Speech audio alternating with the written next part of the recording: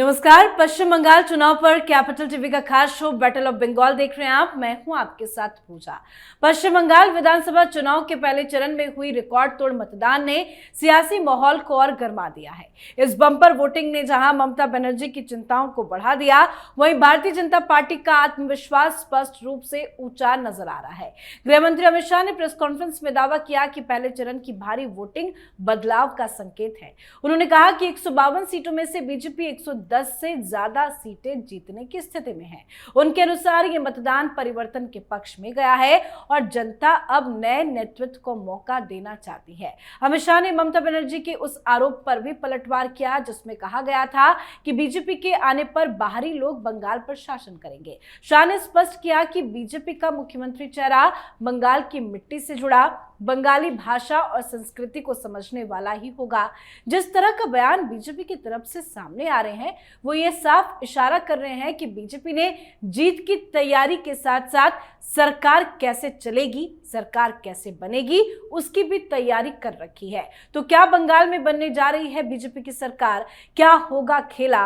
क्या दूसरे चरण में भी होगी बम्पर वोटिंग? तो क्या है जनता का मूड और क्या चल रहा है बंगाल में, आज इसी को समझेंगे। चर्चा के लिए मेरे साथ स्टूडियो में मौजूद है कैपिटल टीवी के एग्जीक्यूटिव एडिटर राजीव जी। सर, आपका बहुत बहुत स्वागत है। धन्यवाद। सर, अमित शाह ये कह रहे हैं कि पहले फेज की जो वोटिंग हुई 152 सीटों में से 110 सीटों में बीजेपी आसानी से जीत दर्ज कर रही है। क्या इतनी बड़ी जीत हो सकती है? क्या पॉसिबिलिटीज नजर आ रही हैं? देखिए, बहुत बड़ी जीत ये नहीं है। अमित शाह ने जो आंकड़े दिए जी, वो ऐसी जीत के आंकड़े नहीं है कि वो बोल रहे हैं कि 152 सीटों में से 140 जीत जाएंगे, जो पिछली बार की स्थिति थी। जिस तरह के भारतीय जनता पार्टी कुछ जगहों पर जो 5000, 7000, 8000 मार्जिन से भी हारी थी नॉर्थ बंगाल के सीटों पे, और पूरे इस फेज में अगर देखा जाए पहले चरण में जो 152 सीटें हैं, 59 सीटें तो पहले भारतीय जनता पार्टी के पास थी।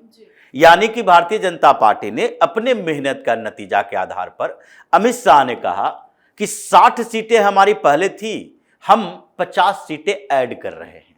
अब 50 सीटें आंकड़ा है भाई, 16 जिलों में वो 50 सीटों का वो कैलकुलेशन करके रखे हैं कि हम सिलीगुड़ी में कैसे जीतेंगे, कूच बिहार में कैसे जीतेंगे, हम दार्जिलिंग के क्षेत्र में कैसे जीतेंगे, उसके बाद हम पश्चिमी मेदिनीपुर में कितनी सीटें जीतेंगे। ये सारे आंकड़े हैं उनके पास। और मुर्शिदाबाद, मालदा, उत्तरी दिनाजपुर, दक्षिणी दिनाजपुर में ऐसे भी भारतीय जनता पार्टी पहले भी अच्छी थी, अब और ज्यादा अच्छी हुई है। तो इन सीटों पर जो ये 40-45 सीटें हैं, 22 सीटें तो अकेले मुर्शिदाबाद में ही हैं, जिसमें मुर्शिदाबाद में पिछली बार भी भारतीय जनता पार्टी 2 सीटें जीत कर आई थी। और इस बार वहां का समीकरण बदला है। समीकरण बदलने का मतलब है कि उन पूरे क्षेत्र में, मुर्शिदाबाद के एरिया में वोटिंग बहुत अच्छी हुई है। अब वोटिंग अच्छी हुई तो ये 50 लाख में से लगभग 15 लाख से ज्यादा, सबसे ज्यादा वोट वहां कटे थे और सबसे ज्यादा वोटिंग हुई है। अब ममता बनर्जी मान रही है कि वोटिंग अच्छी हुई मतलब मुसलमानों ने जमकर वोट किया, तो क्या हिंदुओं ने वोट नहीं किया? ये एसआईआर का प्रभाव है, और वो प्रभाव इस वजह से है कि एसआईआर के कारण वहां के लोगों को यह जरूर लगा कि वोट देना जरूरी है। नहीं दोगे तो हो सकता है अगले साल वोटर लिस्ट से नाम गायब हो जाए। तो इसलिए उन लोगों के अंदर यह प्रभाव था। यह नहीं था कि वोटर लिस्ट से नाम कितने कट गए हैं, किसका कटा है, उससे एग्रेसिव हो गया था। ये मुर्शिदाबाद में मुसलमान नाराज हो सकते हैं चुनाव आयोग से, तो वो नाराज होंगे तो पहले भी वो भारतीय जनता पार्टी को वोट नहीं दे रहे थे, अब भी नहीं देंगे। लेकिन वो नाराज ममता बनर्जी से भी हैं। तभी तो हुमायूं कबीर, ऐसा नहीं है कि हुमायूं कबीर की महत्वाकांक्षा अचानक से क्यों बढ़ गई। क्या हुमायूं कबीर को ये लगता ग्राउंड में कि नहीं नहीं मुसलमान अभी भी पूरी तरह से टीएमसी के साथ खड़े हैं, तो उसे क्या जरूरत पड़ी थी अपनी पार्टी बनाने की? वो एक क्षेत्र, उस क्षेत्र का एक बड़ा लीडर बन के उभरता, टीएमसी के अंदर रहता।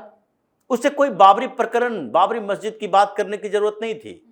वो 2021 के चुनाव से पहले ही टीएमसी में आया है, और 5 सालों के अंदर ऐसा तो है नहीं कि ममता बनर्जी का मन ऊब गया उनसे, बल्कि उसे लग रहा था कि इस एरिया में कुछ स्कोप है कि टीएमसी के अलावा भी मुसलमान हमारे साथ आ सकते हैं। 10-5 सीटें जो भी हो जाएगा, वो एक अपनी पार्टी रहेगी, तो इसका मतलब है कि दबाव रहेगा। ओवैसी के साथ भी संपर्क, ओवैसी ने हुमायूं कबीर से गठबंधन तोड़ा। इसका मतलब ये नहीं है कि हुमायूं कबीर और ओवैसी के समर्थक दोनों अलग अलग हो गए, ये 2-4 दिन की बात थी, लेकिन उम्मीदवार तो वही है। 9-10 उम्मीदवार जो ओवैसी का है वो तो उसी क्षेत्र का है। तो इन लोगों का जो कैलकुलेशन था कि 10-15% और ओवरऑल टोटल 11% वोट जो एसआईआर की प्रक्रिया में कटा, इन क्षेत्रों में ज्यादा कटा है। किसी किसी एरिया में तो 34% वोट कटे हैं जो ओवरऑल था उसका। तो ऐसे ये पूरी बेल्ट जो मुस्लिम बेल्ट है जिसमें मुस्लिम बहुसंख्यक है, उन क्षेत्रों में भी भारतीय जनता पार्टी का कैलकुलेशन था कि मुर्शिदाबाद के अंदर इस बार जो कांग्रेस मजबूती से चुनाव लड़ रही है, अधीर रंजन चौधरी नेतृत्व कर रहे हैं, बहरामपुर से सांसद रहे हैं, 5वां बार के सांसद, तो कांग्रेस कुछ वोट लेकर आएगी, चाहे वो पर्सनली उस उम्मीदवार के अपनी स्थिति के अनुसार हो कि उम्मीदवार ही है जो 2-4-5% ले आएगा, उसके अपने जो उस क्षेत्र में पहचान है, पार्टी की बात छोड़ दीजिए, वो कुछ अपना इज्जत भी बचाएगा कि हम चुनाव लड़ने के लिए आए और हमारी जमानत भी जब्त 200-500 वोट आएगा कांग्रेस पार्टी के उम्मीदवार को, तो उसके लिए तो आगे राजनीति करना मुश्किल हो जाएगा। तो इसलिए इन लोगों का कैलकुलेशन यही था कि ये 200, 2000, 4000, 5000 वोट काटेंगे। ये तो पता है कि जितने वोट कटे हैं इस पूरे एरिया में उसमें सबसे ज्यादा मुस्लिम वोट है, 80% मुस्लिमों का वोट है। जो हिंदू वोट कटे हैं वो इस एरिया से नहीं कटे, वो माटुआ वाला एरिया से कटे, माटुआ कम्युनिटी के एरिया से कटे। पश्चिम बंगाल में वो जो शहरी क्षेत्र है वहां जो कुछ वोटर ऐसे थे रिपीटेड वोटर, वहां पर कटे हैं। लेकिन इन क्षेत्रों से जो परमानेंटली यहां रह रहे हैं उसमें से 1-2%, 2-4% ऐसे लोग हैं जो पश्चिम बंगाल के बाद यानी कि बांग्लादेश से आए थे पश्चिम बंगाल में, लेकिन वो रहने के बाद वो परंपरागत तरीके से रह गए, उनके पास वो दस्तावेज नहीं थे, वो दस्तावेज बांग्लादेश का था। उनके लिए समस्या अभी होगी, बाद में नहीं होगी। उनके पास वो रीजन है कि हम 48 में आए थे, 49 में आए थे, वो घुसपैठिए नहीं है। लेकिन इस बार एसआईआर की प्रक्रिया गहन थी तो इसलिए उन लोगों का नाम भी कटा है, आगे जुड़ जाएगा। तो ऐसी स्थितियों में इन क्षेत्रों में भी समीकरण बदले हैं। अब मुर्शिदाबाद में 2 सीट से 12 सीट भारतीय जनता पार्टी कर रही है।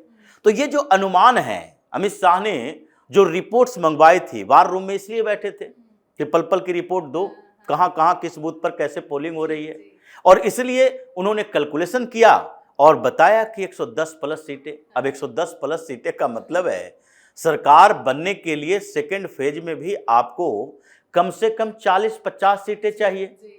तो 40-50 सीटें कैसे लाओगे? क्योंकि अगर पूरा देखा जाए तो 59 सीटें पिछली बार लाए थे ये फर्स्ट फेज वाले में से, तो बचा क्या? बचा आपके पास 17 सीटें जो इस क्षेत्र से आए थे 142 में से। अब 142 में से पिछली बार 17 सीटें आई थी तो आपको तो ज्यादा मेहनत करना पड़ेगा। तो इसलिए हावड़ा, हुगली, कोलकाता, ये पूरे एरिया को प्रधानमंत्री मोदी हो या अमित शाह हो, ये सारे स्टार प्रचारकों ने घेर लिया है कि रोड शो करो। जितना एक एक दिन में मोदी अगर जाधवपुर से लेकर, कोलकाता से लेकर, दमदम से लेकर हुगली और हावड़ा तक एक दिन में सारे जगह घूम रहे हैं, तो इसका मतलब है कि लग गया है कि अब इस क्षेत्र से हमें 20-25 सीटें चाहिए। तो टोटल अगर 40 से 50 सीटें दूसरे फेज में आ भी जाए तो भी हम 150 प्लस का आंकड़ा पूरा कर लेंगे। और आगे तो बंगाल के लोगों की मर्जी है। अगर वो जिस तरीके से बम्पर वोटिंग की है, ये हिंदुओं ने बेहतर वोटिंग की हो या फिर लोगों ने परिवर्तन के लिए वैसे ही वोटिंग की हो जैसा भारतीय जनता पार्टी का इनपुट मिल रहा है, तो फिर तो ये परिवर्तन छोटी मोटी नहीं और जिस तरह की वोटिंग फर्स्ट फेज में हुई है, सेकंड फेज में भी उम्मीद यही होगी ना कि इसी तरह की वोटिंग होगी, बम्पर वोटिंग होगी। बिल्कुल होगी, और उसमें तो और ज्यादा होगी। जो लग रहा है अब 93% वोटिंग हुई है, इससे ज्यादा 95% हो सकता है। लेकिन ये तो और शहरी एरिया है, कुछ जगहों पर शहरी क्षेत्र है, वो तो पूरा पिछड़ा हुआ क्षेत्र था, मुर्शिदाबाद, मालदा से लेकर उधर तक। लेकिन वहां पर जब इतने वोटिंग हुई है तो इन क्षेत्रों में वोटिंग अच्छी होगी। हाँ, ये हो सकता है कि यहां से कुछ लोग जो बाहर रहते हैं इसलिए 2-4% कम हो जाता है, नहीं तो एसआईआर की प्रक्रिया के बाद तो 100% वोटिंग की संभावना है, 97-98% होनी चाहिए कि जो वहां है वही वोटिंग राइट रखता है। तो ऐसे में ये नेक्स्ट फेज में भी बेहतर वोटिंग होगी, बम्पर वोटिंग होगी और फिर उसके बाद जरूरत पड़ेगी कि ईवीएम में कोई गड़बड़ी ना हो। और इसलिए अभी जो जोर भारतीय जनता पार्टी लगा रही है कि 2-3 दिन का वक्त है, अब 29 तारीख को वोटिंग है तो 27 तारीख को शाम को चुनाव प्रचार खत्म हो जाएगा। आपके पास 3 दिन का वक्त है। 3 दिन में आप जितना हो सके नैरेटिव क्रिएट कर सकते हो और 3 दिन के बाद जो 1.5 दिन का समय बचता है, एक पूरा दिन, एक पूरी रात, और उस समय आप बूथ मैनेजमेंट कर सकते हो। तो ये मैनेजमेंट जो होगा वही डिसाइड करेगा कि आगे जो ममता बनर्जी अभी बौखलाई हुई है, ये कहा जाता है ना घायल शेरनी की तरह, जो उनको लग रहा है कि इस बार तो चूक गए पहले चरण में, ये दूसरे चरण में हो सकता है कि वो और ज्यादा, ये छिटपुट जो घटनाएं घटी हिंसा की, वो और ज्यादा बढ़ सकता है, और ज्यादा डिस्टर्ब करने की कोशिश कर सकती है। तो चुनाव आयोग को भी व्यवस्था मजबूत करनी होगी और भारतीय जनता पार्टी को भी अपनी रणनीति में थोड़ा बदलाव करना होगा कि अपने समर्थकों और खासकर अपने कैंडिडेट को थोड़ा बेहतर सिक्योरिटी प्रोवाइड करवाओ ताकि वो क्षेत्र में जाकर पिट पिटाकर वापस ना आए। जी, बहुत बहुत धन्यवाद सर समझाने के लिए। तो पहले चरण का चुनाव पूरा हो गया है, दूसरे चरण की तैयारी है। प्रधानमंत्री नरेंद्र मोदी भी चुनाव प्रचार में पूरी ताकत झोंक रहे हैं। झालमुड़ी खाने के बाद अब उनका हुगली में नाव की सवारी करना एक प्रतीकात्मक संदेश भी माना जा रहा है। ये सीधा जुड़ाव स्थानीय संस्कृति के साथ साथ तालमेल और जनता के बीच पहुंच बनाने की रणनीति का हिस्सा है। जनता बीजेपी के पक्ष में नजर आ रही है और बंगाल का माहौल परिवर्तन का इशारा भी दे रहा है। तो देखते हैं 4 मई को क्या होगा। तो आपको क्या लगता है? आप भी अपनी राय कमेंट करके जरूर लिखिएगा। देखते रहिए कैपिटल टीवी। नमस्कार।